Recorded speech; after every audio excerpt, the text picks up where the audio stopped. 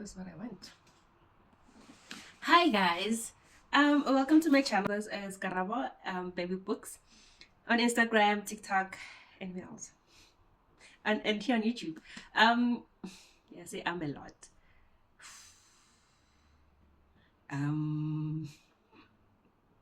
Yo, Lena. Okay, so in this video, we are touching on a book whose author I've actually never read. I never read this author and I was just kind of skeptical, but at the same time, I think what dragged me or what pulled at me was the description of the book, and I was like, I need to read this book. So it says here, this is the story of one lost poem, two great rivers, and three remarkable lives, all connected by a single drop of water. In the ruins of Nineveh, an ancient city of Mesopotamia, there lies, hidden in the sand, fragments of a long-forgotten poem, the Epic of Gilgamesh. And it takes us on an epic journey. In Victorian London, an extraordinary child is born at the edge of the dirt-black River Thames.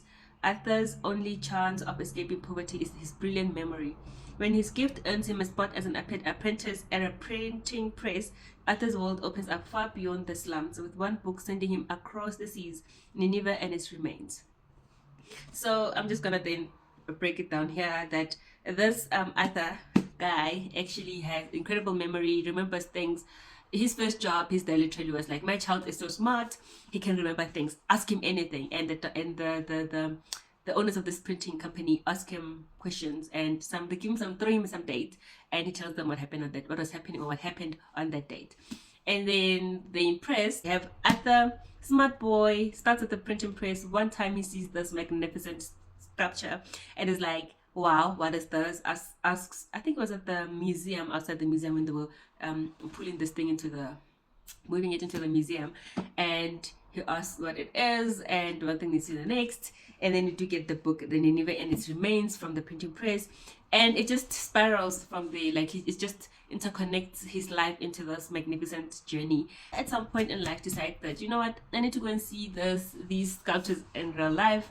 I need to go visit the museum. And one time in life, it does happen that he does go there, and while he's there, he sees these tablets that they've dug up, and that's where his obsession with the poem, the Epic of Gilgamesh, gets the spark starts from there. So it turns out the person this Arthur is modeled from is an actual person who was in real life involved in these kind of things, and he did in the 1870s, the 1800s, find a tablet that had this epic poem, and it had the whole world abuzz, because it's known as, should I say it? Is it a spoiler? I mean, if you go, it's known as the flat tablet. That's all I'm gonna say.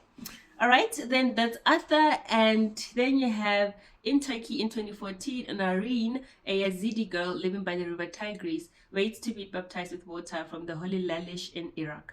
The ceremony is cruelly interrupted, and soon Nareen and her grandmother must journey across war-torn lands in the hope of reaching the sacred valley of their people. So this is a granddaughter story. Her dad is still in their lives, but he's this guy who travels around to perform at weddings with this musical instrument.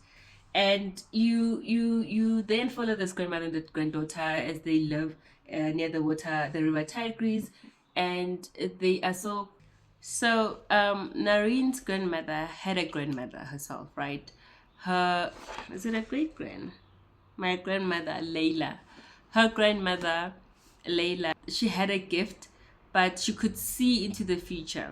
Yeah, so they were going to a trance and come back and tell you guys what's gonna happen. And it was this one trance or one vision that she had, that she decided her family going forward is not going to practice this.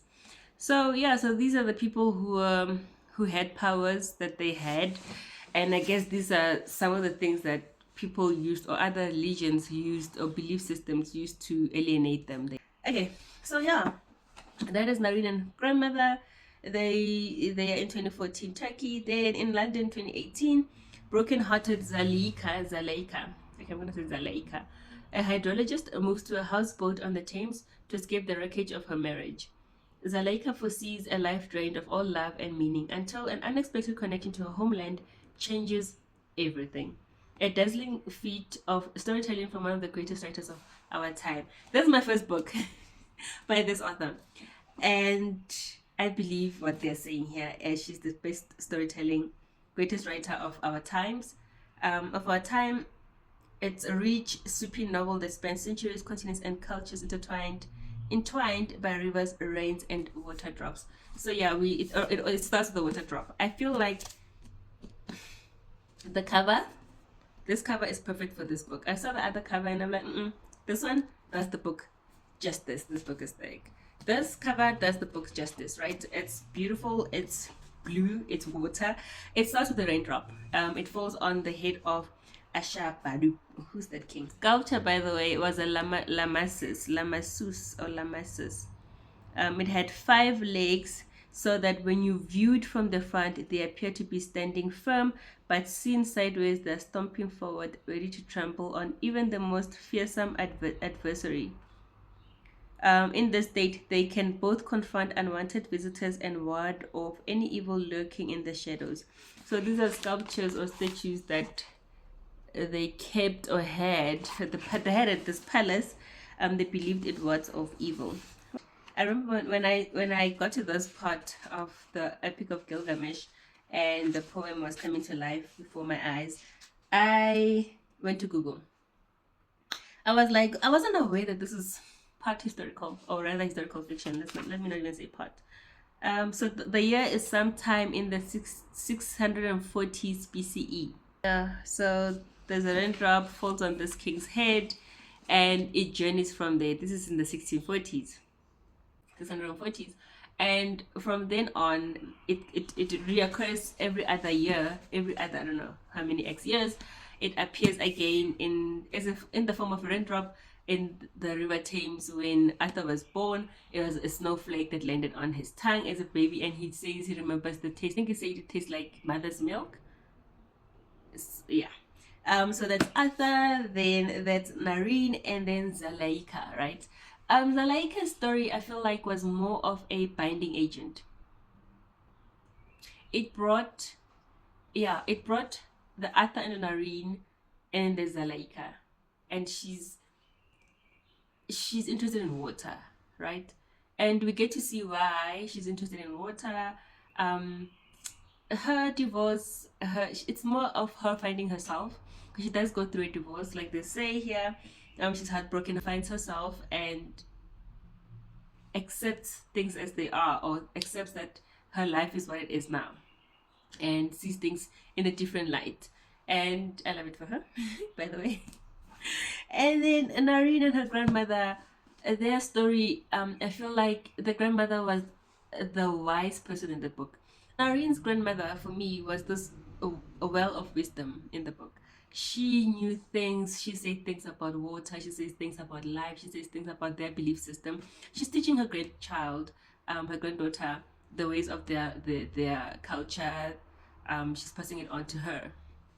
And reading some of her wise words, it just dawned to me, not even dawned, like the whole concept of water. It's something I don't think as humans we figured water out at all. It's like still a mystery. But then there's this thing about water, this theme in the book about water has memory, right? And even in my culture, back home, I know I know we have that same saying that water does not forget. Yeah, so we do believe that water does not forget, and people do not want to understand that you cannot take a stand to go and build a home just anyway. You gotta ask the villagers, the neighbors. You have to understand the landscape, right? Because then some people do build only to find that actually you built over a river, and when it rains in some seasons, in some years, it's gonna rain so bad that river's gonna wake up. So that river's gonna come back and it's gonna show you flames. It's gonna come back right here in your yard. It might flood your house, might do whatever. So yeah, we do believe rivers do not forget. Rivers have memory. Unless, like in some cases, in this book, for instance, they do mention that there are some hidden, like Zalaika, they're researching these rivers that have been built on top of, we built cities on top of these rivers, ancient rivers, and there are ways that science and engineering have come together to make sure that they kill the river bed and all of that. And so, but in the rivers, I guess they might still be flowing somehow, but they're not as disruptive, right? The cities are still standing to this day. Yeah, so the book starts with a raindrop and it flows into this epic story of three lives that you're kind of thinking they're not going to be, how are they going to be intertwined? And I think that's one thing that kept me going with the book. It's like, when do all these puzzles come together? When do these lives, especially a life in the 1800s, and then you have a 2014 and 2018. These two I can see happening, 2014, 2018. But now 1880 something? I was born in 1840s. 1860s, his career is, you know, it's up and happening. 1870s, he's traveling the world. So you're kind of thinking, oh, how are these people interlinked? How are these people's lives linked? And when you do figure it out and when it does come out, it's just like so beautiful.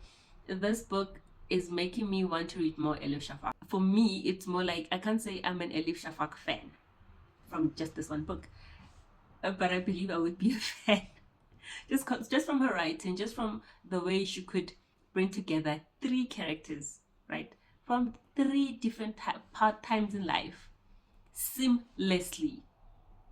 She did such a good job with this book. I read this book in it took me a month and let's say 2 months because I finished it last September. I don't remember when I started reading it in August, but probably the beginning of August. I was like, I'm reading you.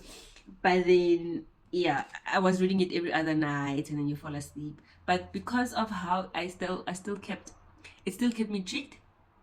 I knew that this book is great because most times I prefer to read a book in one sitting. In the sense, one sitting, I mean like 3 days in the span of time that I usually read my books. If it takes longer than that, I might get bored. My reading slump might just kick in. But this book took me a month and some weeks, and each time I picked it up, I wanted more. Imagine how a person can, in a long weekend, you can read this book and probably finish it, or yeah, a long weekend and 2 more days maybe. Yeah, I mean, life is busy, guys. You have work, you have kids, you have life happening around you. So, but then I was like, this book kept me so interested for so long, and I didn't stop, and I didn't get bored. This author is good, and I need to read more of her books. So yeah, this is one of those books. Whatever, no matter what, it's on your bookshelf. You have an Elif Shafak section of books, because if this is her first book that I'm reading and it took me so long, but I still stayed the course. Ugh, guys, I don't even know how to say this.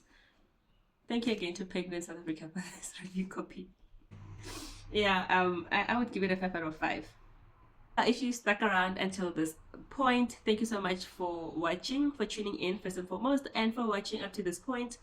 If you want more of those yappy sessions, make sure to subscribe to my channel, like and comment on this video, and I'll see you on the next one. Peace.